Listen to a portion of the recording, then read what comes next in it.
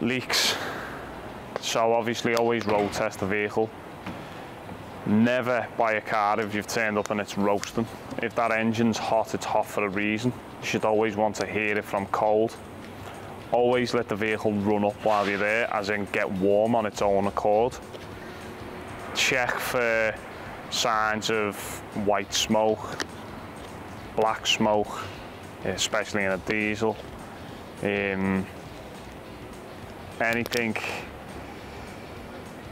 Any signs of like orange around wheels for brake bands, anything like that. Lights, make sure that your ABS light comes on when you put your ignition on, if it has got it. Your engine management light shown when you put your ignition on. Your battery light shows, everything light shows, make sure they all go off. As if you road test it, make sure you hear no bangs, no squeaks.